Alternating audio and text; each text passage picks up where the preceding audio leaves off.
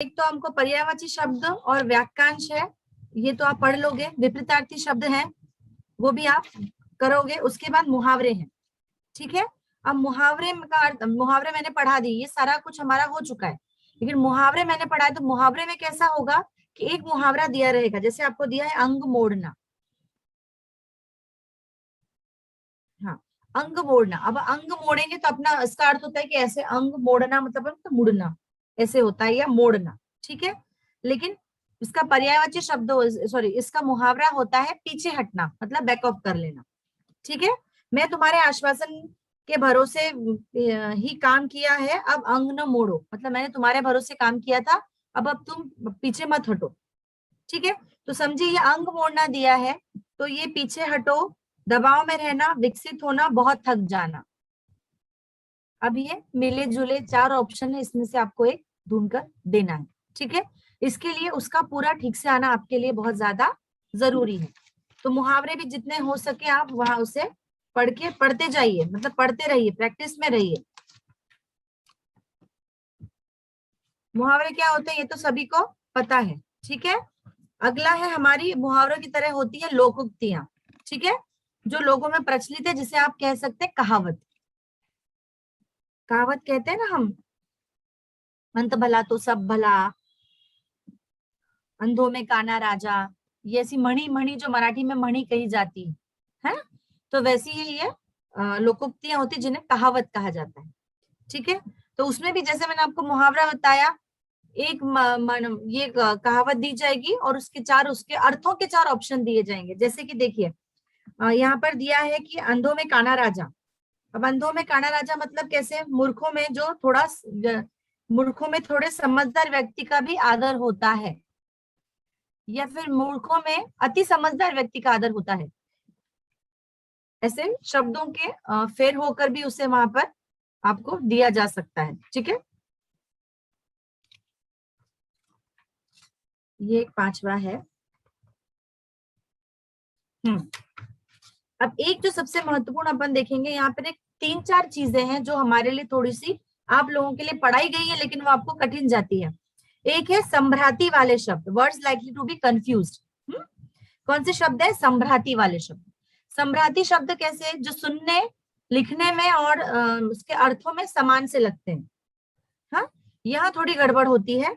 जैसे अंश है, अंश है, अबुद अबुद, अचल अचला, है ना।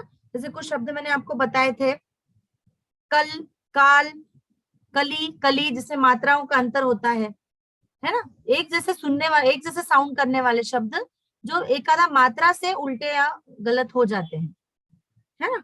जैसे यहाँ पर एक है और और है। और कोई बता सकता है और कैसे शब्द होंगे सम्राती वाले?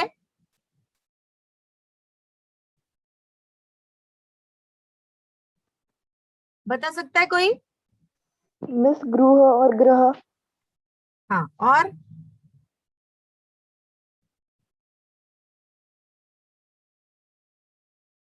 एक बात ध्यान रखिए बेटा, ये जो अपन अभी 8th में पढ़े हैं, कुछ कुछ 9th में पढ़े हैं, ठीक है। अब भले ही सिलेबस सेम होता है, लेकिन जैसे बोलते हैं ना, मैं हमेशा आपको साहित्य में बताती हूँ पढ़ते समय की, जैसे साहित्य जैसे जैसे समय बढ़ता गया उसका स्टैंडर्ड भी बढ़ता जाता है ना। भाषा का जो जैसे जैसे समय बढ़ता जाता है वैसे भाषा भी अपने रूप बदलती जाती है। वैसे जैसे जैसे आपकी कक्षाएं बढ़ती जाती हैं, आपसे अपेक्षा रखी जाती है कि आप और स्टैंडर्ड का लिखें, आप और अच्छा उच्च कोटि का लिखने का प्रयोग करें, बराबर ना। छोटे छोटे शब्द आपको नहीं दिए जाएंगे, आपको क्लिष्ट शब्दों का प्रयोग होगा। क्लिष्ट मतलब अब आपको कठिन शब्दों का प्रयोग किया जाएगा, वो आपको लिखना है इसमें, मतलब वो आपको पूछे जाएंगे तो उसके अर्थ तैयार रखिए। अब जो भी आप याद करेंगे ना, जो कॉमन से आ चुके हैं अभी तक या जो आ ही रहे हैं, आप उनके भरोसे पे मत रहिए। जो थोड़े से कठिन है, जो आप हमेशा याद करने से कतराते हैं, उन शब्दों को ध्यान में रखिए। हाँ, उन शब्दों को पढ़िए, मतलब वो आपको अच्छे से याद हो जाएंगे। जैसे यहाँ पर एक दिया है अविलंब और अवलंब। अविलंब मतलब शीघ्र, अवलंब मतलब सहारा। ये मैंने शायद पढ़ा था, सशक्त और आसक्त ऐसे शब्द है। उद्धार और उपेक्षा, सॉरी, उधार मतलब ऋण, उधार मांगना, ऋण लेना, किसी से कर्जा लेना, और उद्धार मतलब छुटकारा होना या छूट जाना। ठीक है, तो ये जो थोड़े कठिन टाइप के शब्द हैं, ये उस पर थोड़ा फोकस कीजिए, इन्हें पढ़िए। जो सादे सादे जो छोटे छोटे कर, करी है, कर्म, क्रम है, कल, काल है, फिर कुल, कुल है, ये सारे बहुत कॉमन हो गए और ये आपको 8th 9th के लेवल तक आते थे तो ठीक था। लेकिन अभी जैसे आपकी क्लास बढ़ती है ना, ये तो पढ़िए ही साथ में, लेकिन जो जितने जितने कठिन दिखते हैं इन पे थोड़ा सा फोकस करना बहुत ज्यादा जरूरी है।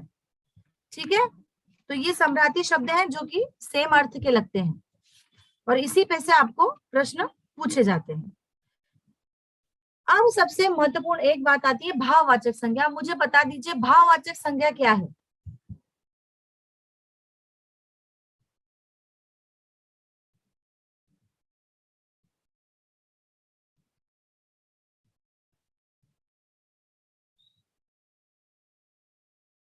पार्थ, ईशान, पार्थ, आसीन, भाववाचक संज्ञा क्या है बताइए। भाववाचक संज्ञा क्या है? मैंने आपको पढ़ाई है कि भाववाचक संज्ञा क्या होती है, बताइए जरा। किसी चीज का भाव जानना, मतलब उसकी फीलिंग्स।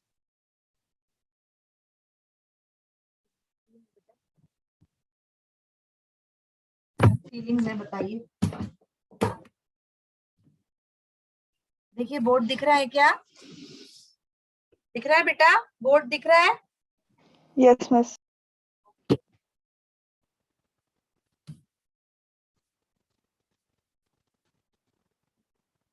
साधारण सी बात है, मैं आपको बताती हूँ। इसके लिए बेसिक ध्यान में रखिए तो आपको याद रहेगा वो, यहाँ गड़बड़ नहीं होना चाहिए। देखिए भाववाचक संज्ञाएं, सबसे पहले सबसे महत्वपूर्ण बात है, मैंने आपको हमेशा बोला है कि संज्ञा ये 3 प्रकार की होती है जो सबसे ज्यादा महत्वपूर्ण है। कितने प्रकार की होती है संज्ञा? 3 प्रकार की। ठीक है, पहला प्रकार आप जानते हैं, पहला बताइए।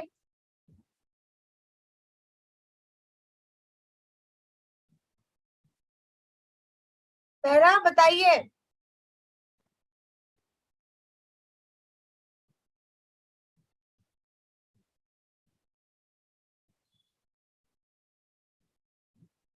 गरिमा, मंथन, शांतनु, पहला बताइए मुझे, संज्ञा के प्रकार कितने होते हैं? फटाफट बताना चाहिए ना, ये चीज है बेसिक है जो कि आप 6th स्टैंडर्ड से पढ़ते आ रहे हो। संज्ञा के कितने प्रकार होते हैं बताइए।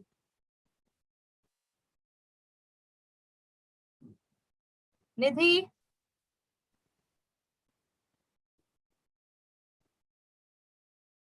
क्या बात है, आज किसी को पढ़ना नहीं है शायद ना? मैम, हाँ संज्ञा दिया, के 5 बोलिए। भेद होते हैं। संज्ञा के 5 भेद होते हैं। संज्ञा के 5 होते हैं क्या? फिर 3 भेद किसके होते हैं बेटा? हाँ, संज्ञा के 5 भेद होते हैं जिसमें से 3 भेद सबसे महत्वपूर्ण है। ठीक है, सबसे पहला आता है जातिवाचक संज्ञा। ठीक है, जातिवाचक संज्ञा। अब जो जातिवाचक संज्ञा है, इसमें आप जानते हैं जातिवाचक संज्ञा में क्या बताया जाएगा? किसी प्राणी, मनुष्य, पर्टिकुलर किसी वो क्या किस प्रकार का है ये उससे बताया जाता है। देखिए संज्ञा महत्वपूर्ण 5 प्रकार की होती है, लेकिन सबसे महत्वपूर्ण होते हैं 3 प्रकार: व्यक्ति, जाति और भाववाचक। पहला है जातिवाचक, दूसरा है व्यक्तिवाचक, व्यक्तिवाचक, और तीसरा आता है भाववाचक। ठीक है, तीसरा कौन सा आता है? यहाँ पर आता है भाववाचक। ठीक है, अब जो जातिवाचक होता है, तो जातिवाचक में आप जानते हैं कि जातिवाचक किसके इसमें कहा जाएगा? जातिवाचक किसे कहा जाएगा?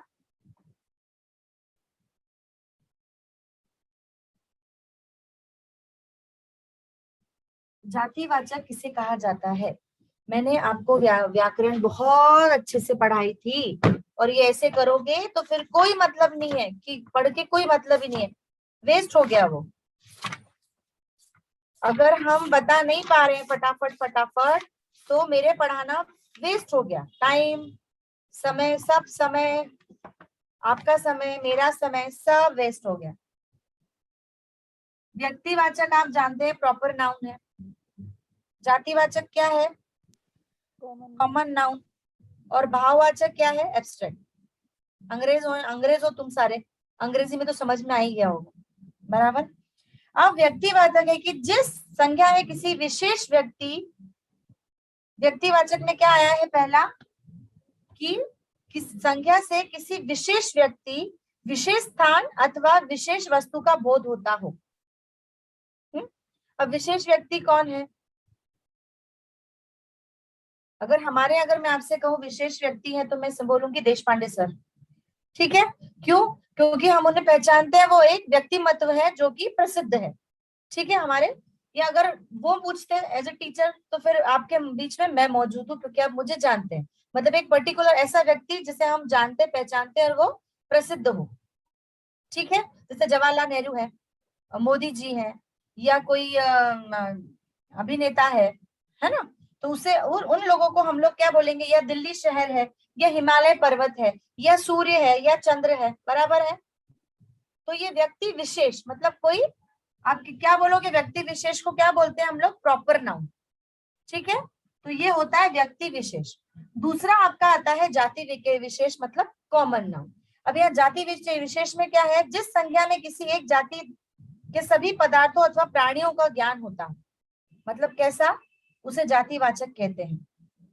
जिस संज्ञा से किसी एक जाति के सभी पदार्थों या अथवा प्राणियों का पता चलता है, जैसे घोड़ा, गधा, बकरी, ये जितने भी प्रकार हैं प्राणी के, अगर वो जिससे पता चल जाते हैं वो जातिवाचक है। जैसे अपन कौन है? मनुष्य है, हम मनुष्य ही रहेंगे। फिर प्राणियों में कितनी प्रकार की जाति आ रही है? वो घोड़ा जा रहा है, वो गधा जा रहा है, वो हाथी जा रहा है, वो कुत्ता जा रहा है, ऐसे बोलते हैं ना। तो ये जितने भी आ जाते हैं वो सारे के सारे किसमें आते हैं? जातिवाचक में। आई बात समझ में? जातिवाचक। उसके बाद भाव है, तो भाव बिल्कुल सिंपल है, जिससे किसी की भाव या दशा का पता चलता हो। रोना, हंसना, गाना, खेलना, कूदना, जो भी चल रहा हो क्रियाएं, वो सारी की सारी भाववाचक में आती है। अब भाववाचक को जज करने के लिए अब मैं इतना डिटेल में आपको दोबारा से क्यों बता रही हूँ? क्योंकि आपको इन तीनों में सिर्फ अभी एग्जाम में आने वाला है भाववाचक, ठीक है। व्यक्ति, जाति और व्यक्ति, जाति और भाव। अब आपको सबसे महत्वपूर्ण आने वाला है अभी इस बार भाववाचक। ये मैं आपको 10 बार बता चुकी हूँ, ठीक है। भाववाचक आपके अंदर जितनी भावनाएं हैं, जितने इमोशंस है, जो भी भाव है, वो सारे के सारे हम कहेंगे वो सबकी सब कहाँ आते हैं? वो सबकी सब भाववाचक में आते हैं, ठीक। अब यहाँ पर ध्यान दीजिए कि अगर आप भाववाचक पढ़ते भी हैं तो वो भी 4 प्रकारों में जिसे ढूंढा जा सकता है। अब 4 बातों में मतलब पहले जातिवाचक में, मतलब भाववाचक के जो प्रश्न आते हैं वो इन 4 प्रकार में आते हैं। ये थोड़ा सा डीप बता रही हूँ ताकि जब प्रश्न आप पहचानो तो उसके उत्तर फटाफट लिखते आपको आना चाहिए। कि जातिवाचक में पहला आता है, दूसरा आपका आएगा वो विशेषण में आएगा। अब वो कैसे आएगा? I tell you. ये विशेषण शब्दों में आएगा। तीसरा आपका आएगा वो सर्वनाम शब्दों में आएगा। और जो चौथा आपका आएगा वो आएगा क्रिया शब्दों में, ठीक है। इसको पहचानने के सीधे साधे सरल उपाय। जाति मतलब अगर जाति आता है तो जाति में आप कैसे समझ जाते हो कि वो पंडित है, वो क्षत्रिय है, वो चोर है, वो सेवक है, वो ब्राह्मण है, वो बालक है, या हम कह सकते हैं वो शत्रु है, वो व्यक्ति है, वो बूढ़ा है, वो दानव है। तो ये जितने भी शब्द अगर इसमें आते हैं जातिवाचक, जो किसी व्यक्ति की पहचान बताते हैं, तो वो सारे के सारे आएंगे जातिवाचक। अगर आपको मनुष्य आता है भाववाचक में, तो मनुष्य का भाववाचक संज्ञा क्या क्या बताओगे आप? मनुष्य की भाववाचक संज्ञा क्या लिखोगे आप? मिस हर्षोद। बेटा मनुष्य की भाववाचक संज्ञा क्या लिखेंगे आप?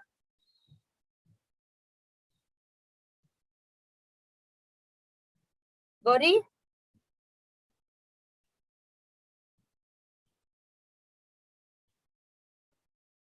शरण्या,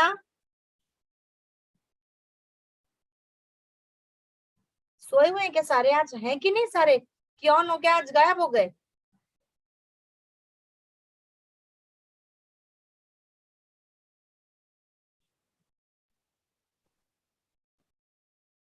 भाव किसी भी, मैंने क्या बोला, भाव से समझ में आता है। जैसे चेहरे पे भाव होते हैं, हंसना होता है, रोना होता है, उदासी होती है, खुशी होती है, ओवर एक्साइटमेंट, जो भी हमारे अंदर रस है ना, 9 रस, सुख दुख विभत्स घृणा जितने मैंने आपको बताए हैं, ये सारे रस किसके स्वरूप में जब बाहर आते हैं, है ना, बहुत से रूपों में वो बाहर आते हैं। वो सारे भाव जब आपके, जो भावनाएं आपकी बाहर आती है, वो सारे की सारे भाववाचक संज्ञा में आती है। अब वो भाववाचक क्यों है? क्योंकि उसे आपको लिखना है, पढ़ना है, बोलना है, ठीक है। भाव अगर सिर्फ चेहरे पे, चेहरे के भाव दिखाने होते तो आप 10 दिखाओगे, यूं मुंह बनाओगे, हंसोगे, चिढ़ाओगे, गुस्सा करोगे, आंखें बनाओगे, सारे 9 रस आप प्रकट कर सकते हो अपने चेहरे के भाव से। स्माइलीज आते हैं ना आपके अलग अलग, वो सारे भाववाचक तो हैं आपके।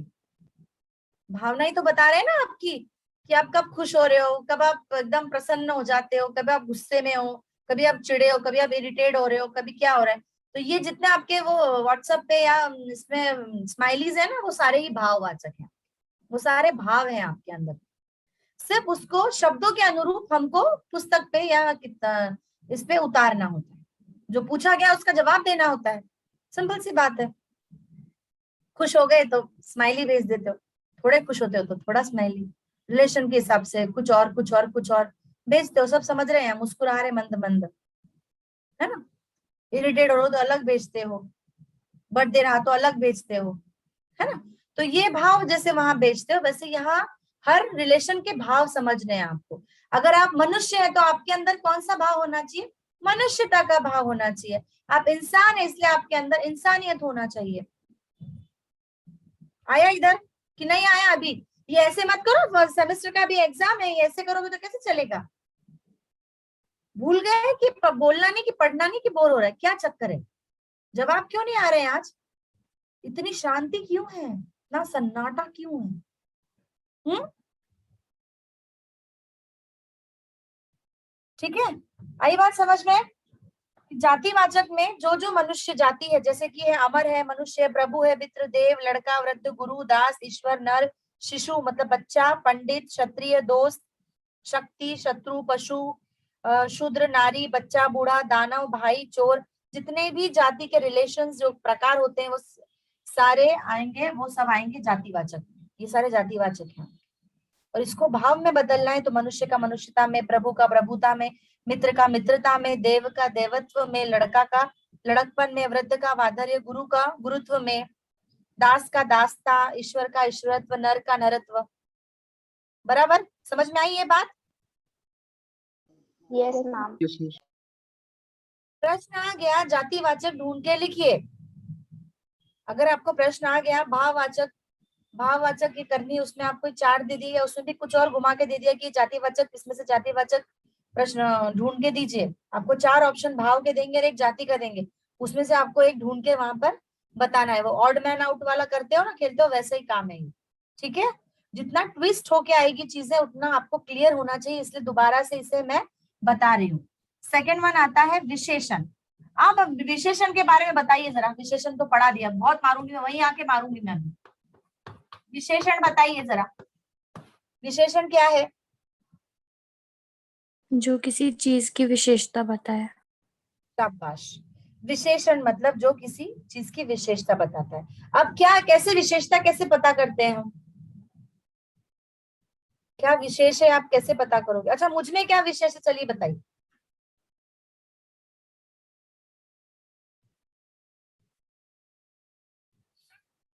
कोई विशेषता नहीं है मतलब मुझ में, ऐसा कुछ भी अच्छा नहीं है आप में मैम, ऐसा बताइए। 2 विशेषताएं बताइए मेरी, चलिए। विशेषण मतलब जिसमें आप सामने वाले की विशेषता बताते हैं, शब्द की, साहित्य की। अच्छा सिखाते हो। अच्छा, तो शंतनु ने ये मेरी विशेषता बताई कि मैं हिंदी बहुत अच्छा पढ़ाती हूँ। ठीक है, बस एक विशेषता ही है मुझ में। जरूरी नहीं कि विशेषता, हाँ विशेषता ही बतानी है। मैम आपका नाम? मेरा नाम एक अच्छी विशेषता है। ठीक है, और जरूरी नहीं है विशेषता मतलब मेरी बुराइयां भी विशेषता हो सकती हैं। आप बताइए, कोई बात नहीं, मैं कोई नाराज नहीं होंगी, मुझे तो सिर्फ पूछना है कि आपको विशेषता का अर्थ समझा कि नहीं। क्या विशेषता है हमारी, मेरी क्या विशेषता है बताइए। दो तो आ गए, एक तो नाम और एक अच्छा पढ़ाना, दूसरा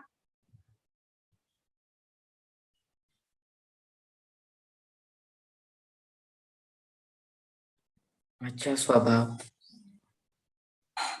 स्वभाव, मंथन। और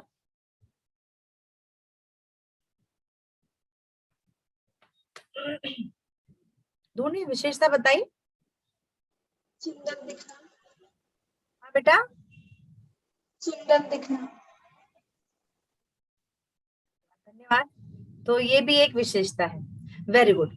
देखिए विशेषता जैसे आपने बताया, हर क्षेत्र से आपने ढूंढकर कुछ चीजें बताई। जैसे उन्होंने कहा कि पढ़ाना है, वो पढ़ाना ये गुण भी होता है और एक प्रकार भी होता है, एक विशेषता भी होती है। Very good. उसके बाद में कहा कि नाम है, तो नाम में भी अपनी एक विशेषता होती है कि अगर वो नाम अच्छा होता है या बुरा होता है। ठीक है, तो ऐसे अलग अलग प्रकार हो गए। तो विशेषता में यही चीजें आती है कि किसी के बारे में उसकी अच्छाइयां बताना, उसका अच्छापन बताना, उसका बुरा गुण अवगुण का जितने भी उसमें विशेषताएं हैं वो सारी बताना। विशेषता अच्छी भी हो सकती है, विशेषता बुरी भी हो सकती है। मोटापा भी विशेषता है, दुबला होना भी विशेषता है, भद्दा दिखना भी विशेषता है, उसके बाद मूर्ख होना भी विशेषता है ना, उसके बाद सुंदर होना भी विशेषता है, उसके बाद आप कहते हैं रंगों में विशेषता है, गोरा होना भी विशेषता है, काला होना भी विशेषता है ना। जो उसमें अच्छापन है, जो उसके जो गुण बताता है किसी व्यक्ति का, वो सारे के सारे विशेषताएं कहलाती हैं। जैसे कि ऊंचा होना, छोटा होना, उसके बाद में उजाला, बुरा होना, अच्छा होना, ठीक, फिर ठंडा होना, गंदा होना, धार्मिक होना, ज्यादा होना, ये सारी की सारी उसकी विशेषता है। कह रहे वो बहुत प्यासा है, या यह वो उच्च कोटि का है, या फिर आप कहेंगे वो बहुत कंजूस है, या फिर आप कहेंगे वो बहुत छोटा है, वो बहुत दुखी है। ये भी भाव ही है ना सारे। तो ये सारे के सारे भाव जो हैं वो विशेषताओं वाले भाव हैं।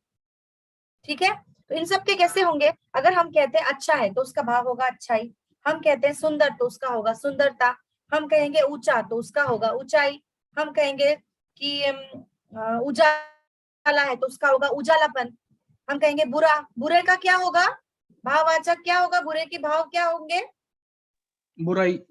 वेरी गुड, बुराई। हम कहेंगे गंदा है तो गंदे का भाव क्या होगा, गंदगी। शाबाश, गंदगी। हमने कहा दुर्बल है, दुर्बल मतलब कमजोर है, तो दुर्बल का क्या भाव होगा, दुर्बलता। वेरी गुड, दुर्बल का दुर्बलता।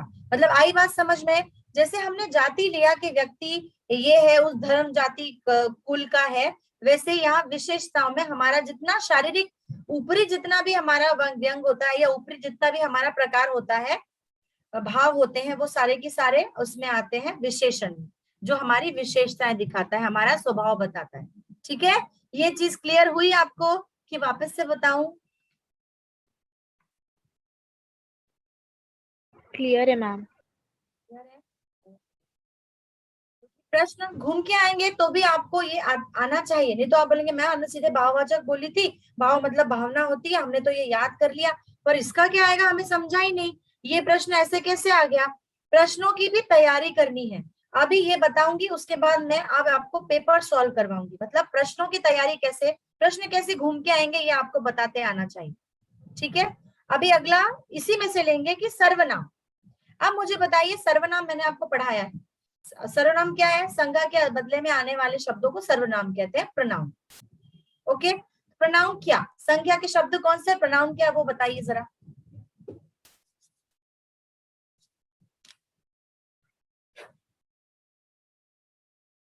Miss can you repeat your question?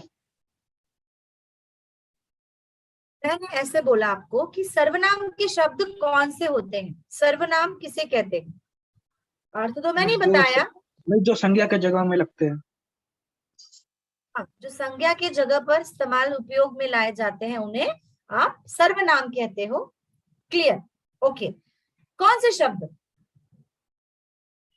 Miss वह, मैं, तुम, आप।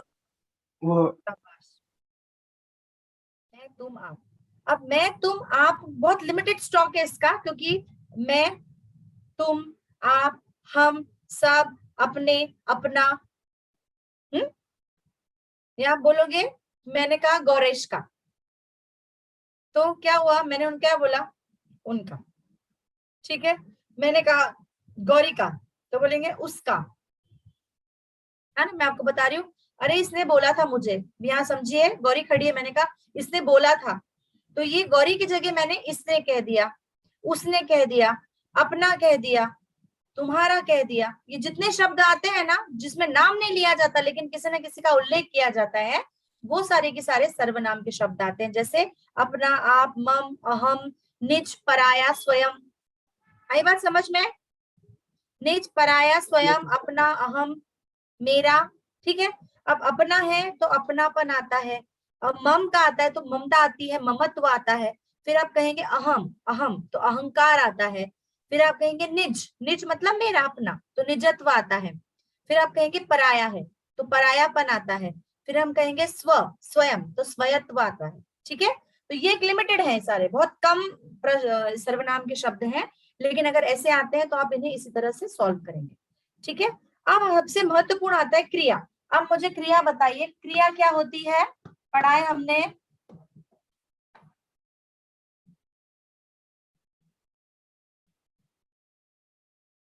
क्रिया क्या होती है?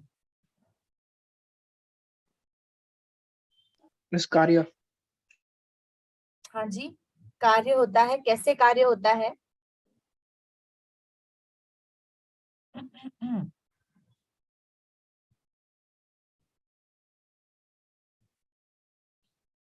क्या होगा क्रिया? क्या, मुझे समाधान नहीं है आपके जवाब से, समझाइए कि क्या बताना चाहते हैं आप।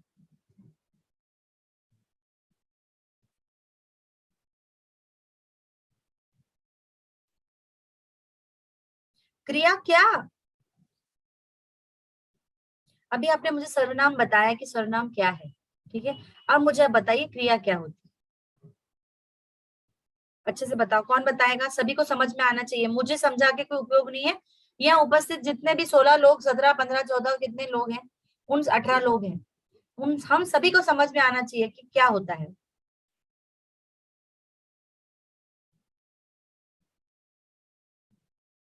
क्रिया क्या है बताइए, यू आंसर आना चाहिए। असीन, देवश्री, धनश्री, क्या होता जा रहा है भाई? आगे पाठ और पीछे सपाट वाली बात हो रही है ये तो। जैसे जैसे हम आगे बढ़ते जा रहे हैं वैसे वैसे हम पिछला भूलते जा रहे हैं। ये आपकी गलती नहीं होगी, ये मैं फेल हो जाऊंगी इस जगह की, मैंने ही नहीं पढ़ा अच्छे से, बच्चे भूल रहे हैं।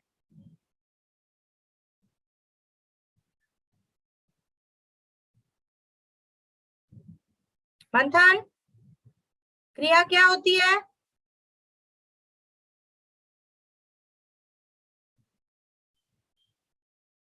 निधि, शंतनु, मैम एक्शन वर्ड। अंग्रेजी तो मैम मुझे आती ही नहीं है, कैसे समझूं क्या बोले आप?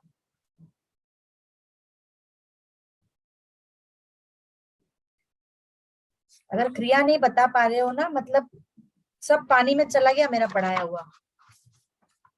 बहुत बहुत नाइंसाफी है मेरे साथ। क्रिया की परिभाषा नहीं दे पा रहे हो, क्या कमाल करते हो आप लोग, क्रिया नहीं बता पा रहे हो। शरण्या, मैम कुछ कार्य या कुछ काम या कार्य को करने या होने को बोलते हैं ना क्रिया। जो भी हम करते हैं, जो भी कार्य काम जो चल रहा है उसे क्रिया कहा जाता है ना, उसे क्रिया कहते हैं, जिसमें किसी कार्य के होने या करने का अनुभव होता है, भास होता है या आभास होता है, या ऐसा दर्शाया जाता है कि उसमें वो कार्य चल रहा है, तो वो क्रिया कहलाती है। चलना, बोलना, पढ़ाना, हंसना, मुस्कुराना, फेंकना, उठाना, रखना, जो भी हम काम करते हैं दिन भर में, वो सारी की सारी क्रियाएं हैं। क्या है? वो सारी क्रियाएं। इस चीज को ध्यान में रखो। आप जब भी पढ़ने की क्रिया कर रहे हो, कोई हंसने की क्रिया कर रहा होगा, कोई सोने की क्रिया कर रहा होगा, कोई सुनने की क्रिया कर रहा है, कोई मैं पढ़ा रही हूँ, बाकी जो भी आप कर रहे हो सब अपनी अपनी क्रियाएं कर रहे हो। इनफैक्ट आप सो भी रहे हो ना तो भी वो एक क्रिया ही है, निद्रा। आई बात समझ में? तो वो निद्रा भी एक क्रिया है। जो भी हम हालचाल या काम कार्य करते हैं वो सारी क्रियाएं कहलाती हैं। जैसे कि कमाना, सिलना, लिखना, झटपटाना, चढ़ना, थकना, जूझना, सिंचना, चिल्लाना, ढगना, हंसना, बिकना, मुस्कुराना, देखना, लूटना, लड़ना, चमकना, चलना, भूलना, दौड़ना, वॉट जितना भी क्रियाएं जो भी होता है हमसे दिन भर में, गिरना, ये भी एक क्रिया ही है।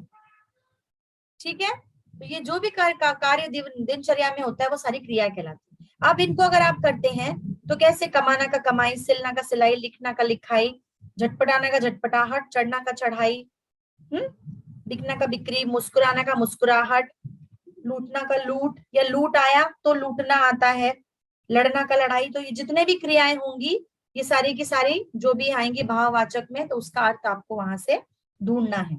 बहना, बहा, उतरना, उतराई, घबराना, घबराहट। अब मुझे बताइए दौड़ना का भाव क्या होगा?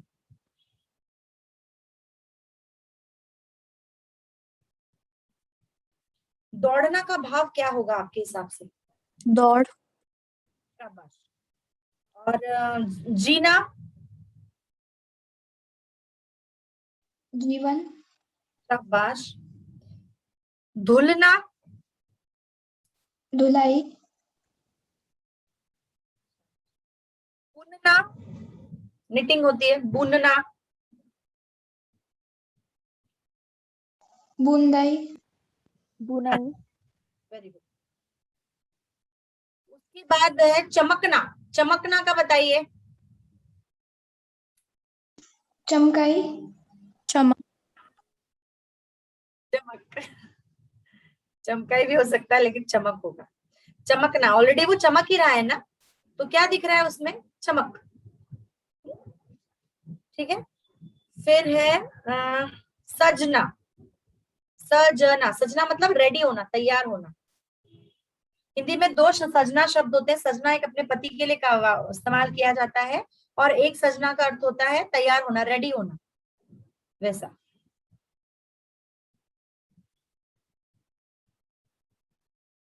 तो सजना का यहाँ पर अर्थ है तैयार, रेडी होना। तो उस सजना का क्या? सजावट। Very good.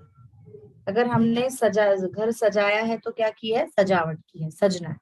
ठीक है, तो ये भाववाचक के 4 प्रकार है। इन 4 प्रकारों में से आपको प्रश्न आएंगे, तो आपको ढूंढ के बता देना है कि ये भाव है, ये सर्वनाम है, ये विशेषण है, या ये क्रिया है।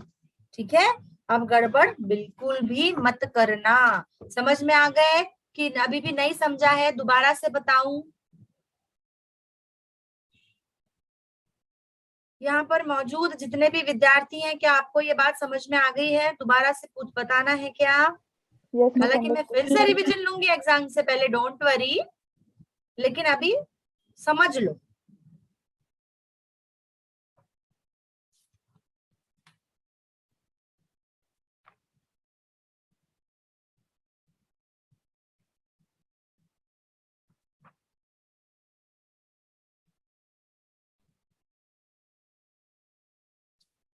देखिए कुछ ये प्रैक्टिस थोड़ा सा ये बताती हूँ आपको।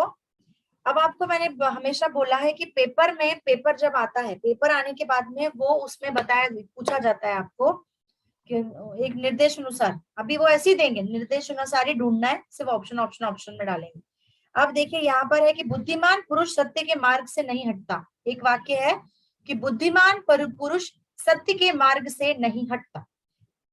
वाक्य को स्त्रीलिंग में बदलिए, तो कैसे बदलेंगे आप? आदर्श बताइए।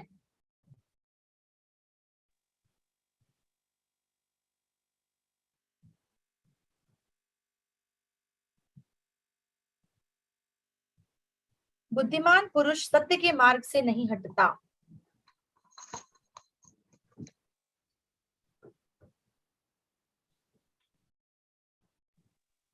बुद्धिमती। हाँ, बुद्धिमती स्त्री नहीं हटती। शाबाश, ठीक है, ये बात समझ में आई। सिर्फ अगर अंडरलाइन दी गई है तो वही वाक्य बदलोगे। अगर अंडरलाइन नहीं दी गई है बुद्धिमान के पीछे या स्त्री के नीचे, तो पूरा की पूरा बदलना है। ठीक है, अगर किसी पर्टिकुलर पे अंडरलाइन दी है तो उसी को बदलना है, अगर नहीं दी है तो पूरा पूरा बदलना है। ठीक है, ये ध्यान में रखिएगा। छोटे छोटे से इसके प्रश्नों के जो है घुमा के पूछना या छोटे छोटे प्रश्नों के इसमें बारीकियां हैं उस पर ध्यान दीजिए।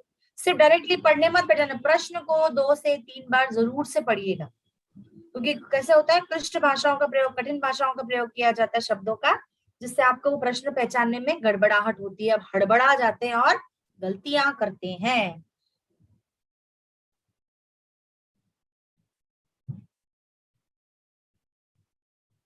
धर्म का मानव पर प्रभाव पड़ता है, धर्म का मानव पर प्रभाव पड़ता है, इसमें प्रभावित शब्द डालना है आपको। तो ये शब्द, ये वाक्य कैसे बदलेंगे आप?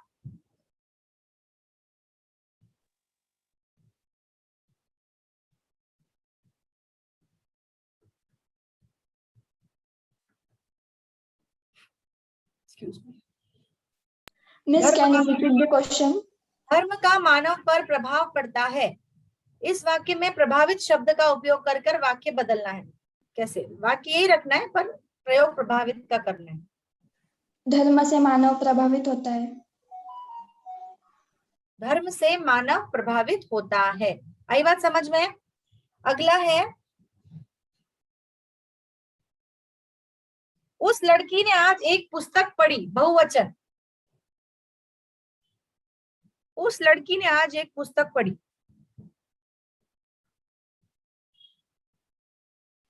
उन लड़कियों ने उन लड़कियों ने पुस्तकें पढ़ी। उन लड़कियों ने आज कई पुस्तकें पढ़ी। ठीक है, ये अर्थ आपको समझ में आ जाएगा। अगला ले लीजिए, विद्वान पुरुष सम्राट के साथ रहता है। विद्वान पुरुष सम्राट के साथ रहता है, वाक्य को स्त्रीलिंग में बदलिए।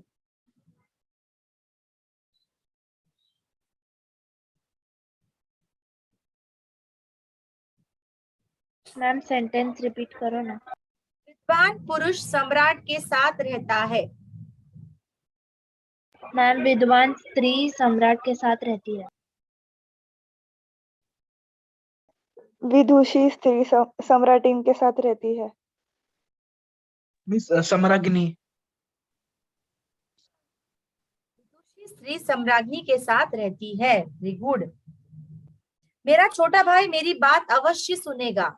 मेरा छोटा भाई मेरी बात अवश्य सुनेगा, वाक्य में चाहिए का प्रयोग कीजिए। चाहिए।